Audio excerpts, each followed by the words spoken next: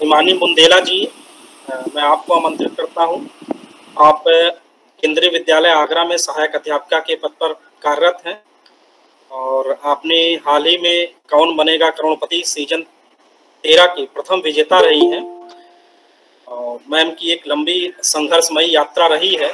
तो हिमानी मैम से मैं यह अनुरोध करूंगा कि आप अपने स्व से अपनी बात शुरू करते हुए आपका जो जीवन है वो निश्चित रूप से संघर्षमय रहा है और वो पूरी एक जो यात्रा है आपकी, उस यात्रा से हम लोग को रूबरू कराते हुए अपनी बात रखें। हिमानी मैम।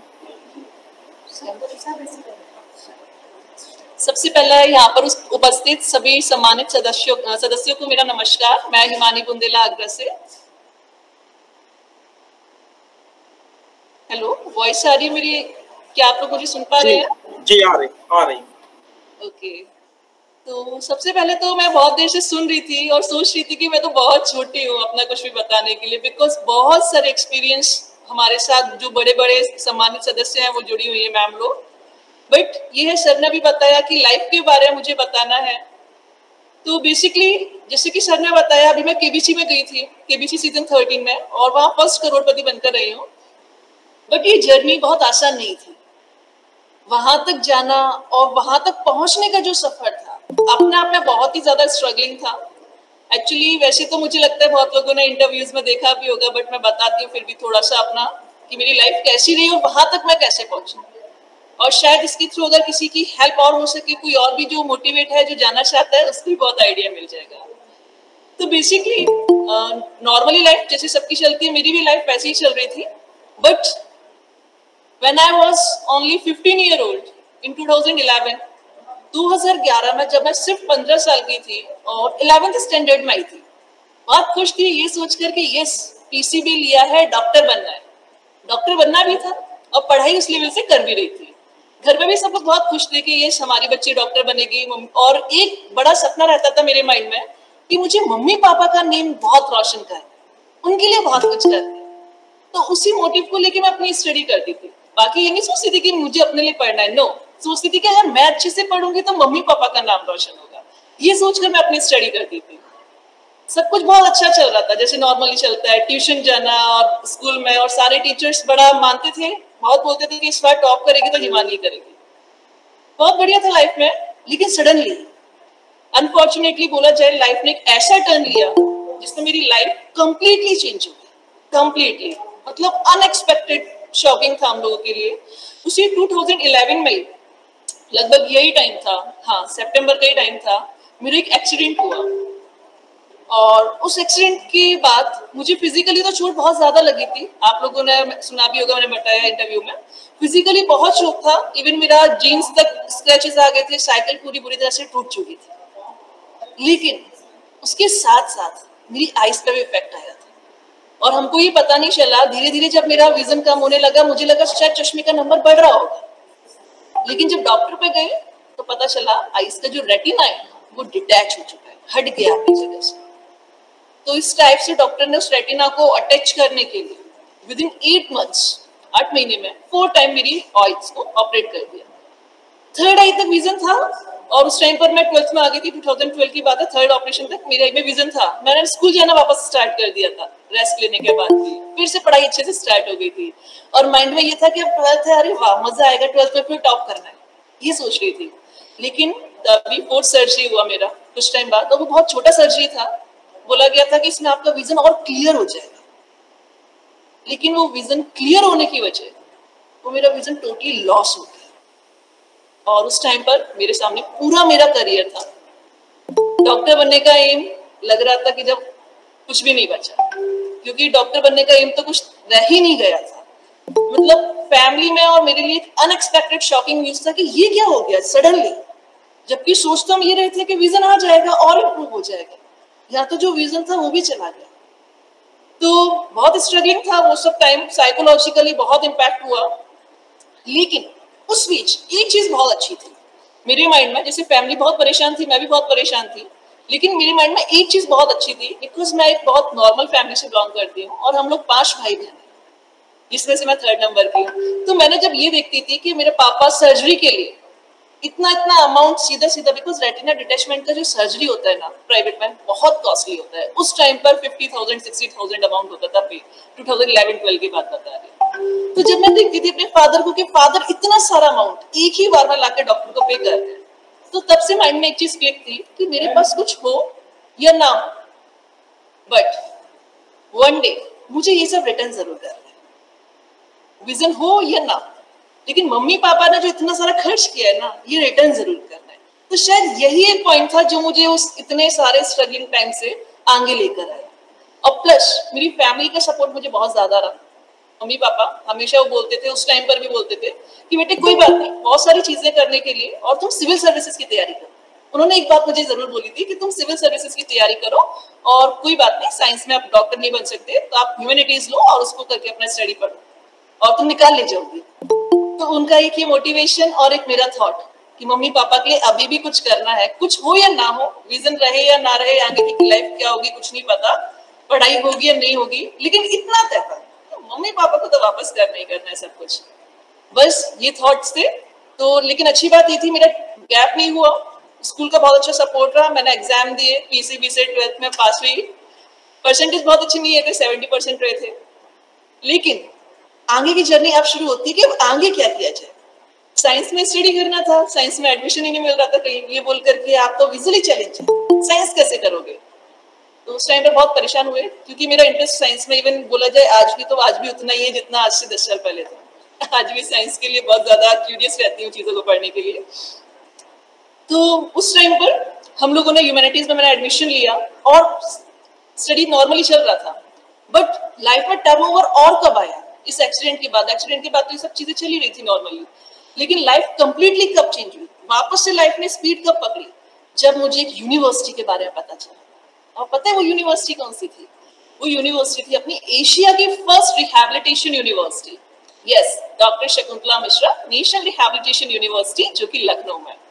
जब मुझे इसके बारे में पता चला ना कि वाह, हमारे स्टेट में ऐसी कोई यूनिवर्सिटी है जहाँ डिफरेंटली एबल्ड बच्चों को हायर एजुकेशन में एडमिशन मिलता है, तो उस दिन हमारी फैमिली में जो खुशी थी ना, वो मैं एक्सप्रेस नहीं कर सकती। बहुत ज्यादा खुश कि लाइफ में आगे करने के लिए कुछ नया मोटिव मिल गया।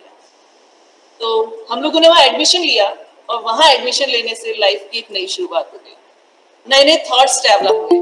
बिकॉज वहां जाकर मैंने जो एक चीज ऑब्जर्व की ना, वहाँ ये देखा कि मेरी प्रॉब्लम तो बहुत कम है। लाइफ में बहुत सारे लोग हैं जिनके पास मुझसे भी ज्यादा चैलेंजेस हैं, फिर भी वो अपने स्टडी कर रहे हैं। तो मैंने कहा मैं क्यों नहीं कर सकती। तो मैंने वहां जब एडमिशन लिया, मेरे प्रोफेसर्स, हमारी फैकल्टी जो भी एजुकेशन फैकल्टी थी, स्पेशल एजुकेशन की, उन सबके सपोर्ट से, फ्रेंड्स के सपोर्ट से मैंने चारों सेमेस्टर में अपने बीएड में टॉप किया, फर्स्ट रैंक होल्डर बनी। देन उसके बाद वहीं पर यूनिवर्सिटी हमारी एक मैराथन रेस हुआ करती थी, हाफ मैराथन रेस 5 किलोमीटर, मैंने उसमें पार्टिसिपेट किया, उससे मुझे मेडल मिला।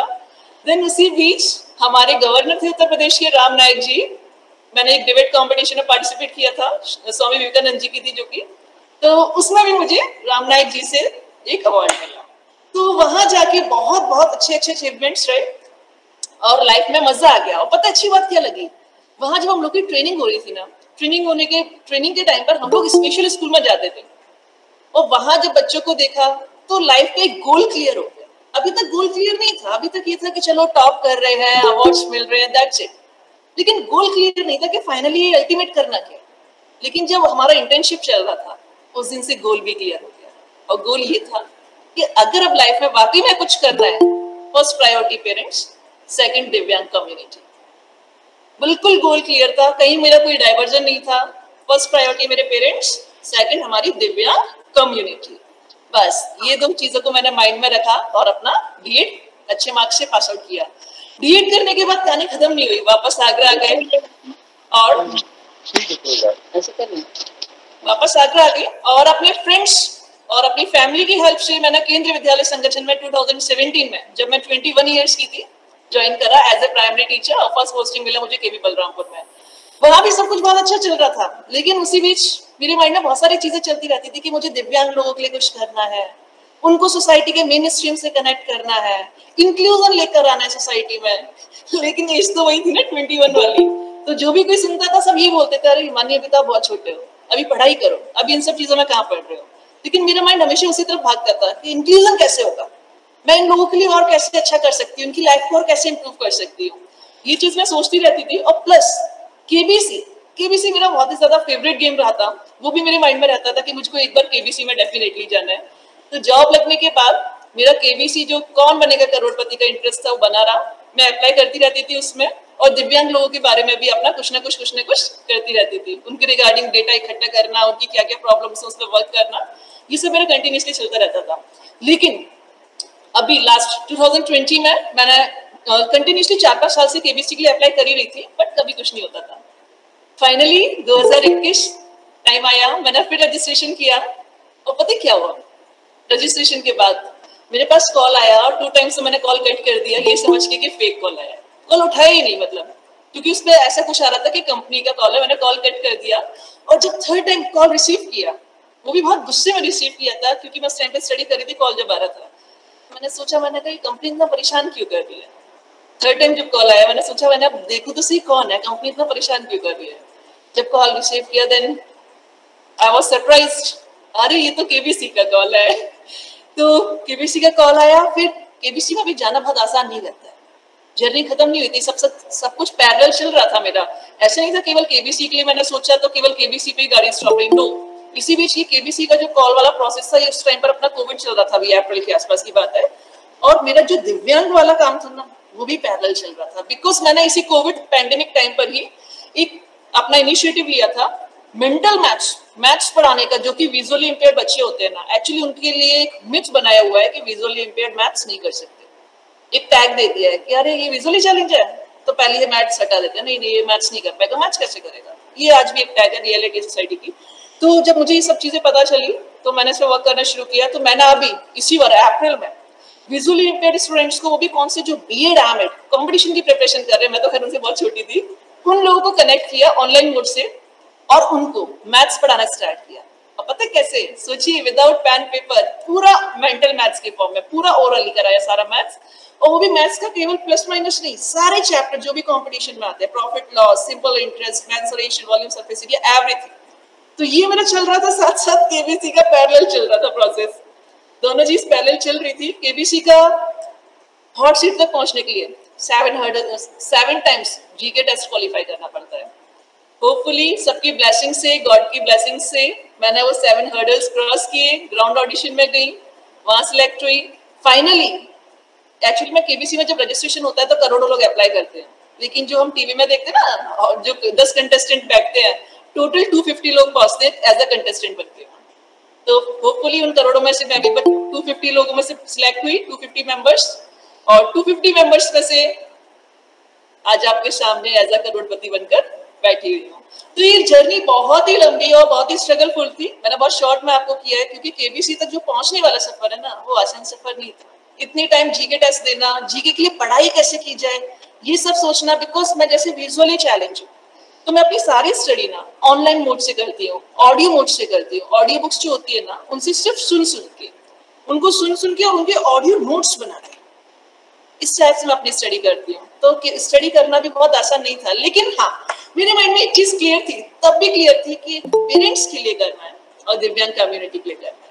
और एक चीज बहुत अच्छे से क्लियर थी कि अगर मुझे केबीसी में जाने का मौका मिलता है, हॉट सीट पे बैठने का मौका मिलता है, तो केवल ये मेरी फैमिली के लिए और मेरे लिए अचीवमेंट की बात नहीं है, ये हमारे पूरे दिव्यांग कम्युनिटी के लिए अचीवमेंट की बात होगी, क्योंकि वो लोग भी मोटिवेट होंगे कि और जानेंगे कि उनके लिए ऐसा कोई प्लेटफॉर्म है जहाँ इंक्लूजन आज भी है, उनको अपॉर्चुनिटीज दी जाती है। तो मैं इन सब चीजों को सोच के बहुत खुश थी, ये नहीं सोचा था करोड़पति बन के बाहर निकलूंगी। फाइनली सब कुछ अच्छे से चला और अल्टीमेटली मैं करोड़पति बन के बाहर निकली, और उसके बाद लाइफ कंप्लीटली चेंज हो गई है। तो ये कुछ छोटी सी जर्नी थी मेरी, जो कि मैंने कोशिश किया आपको बहुत कम से कम शब्दों में बोला जाए टाइम को देखते हुए। लेकिन अल्टीमेट ये है, जो भी बच्चे सुन रहे हैं ये प्रोग्राम, बेटा एक चीज याद रखना, मैंने इस पूरी जर्नी में आपने एक चीज देखी, अगर मैं आगे बढ़ी 2011 से 21 हो गया, 10 साल हो गया मेरा विजन लॉस हुए, 15 की थी आज 25 की हो गई हूँ। इस पूरी जर्नी में अगर मैं आगे बढ़ी हूँ तो सिर्फ एक चीज की हेल्प से, मेरा गोल क्लियर था, मुझे पता था कि मुझे करना क्या लाइफ, क्योंकि मैंने क्या सोचा था, एक अपने पेरेंट्स और दूसरा दिव्यांग कम्युनिटी, अगर मेरे पास ये गोल नहीं होते ना तो शायद मैं 2012 में जब विजन एकदम सडनली जा ही चुका था तो मैं तभी टूट जाती, कुछ नहीं कर पाती। बट ये था कि गोल क्लियर था तो हिम्मत उससे मिली कि हिमानी अपने लिए नहीं, अपनों के लिए जी।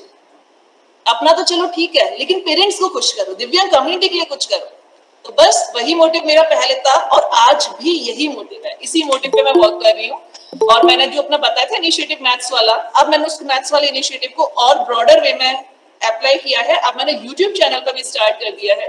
तो जो भी स्टूडेंट्स हमारे दिव्यांग है, कनेक्ट होना चाहते हैं, बिल्कुल यूट्यूब चैनल से कनेक्ट हो सकते हैं आप, हिमानी बुंदेला के नाम से है।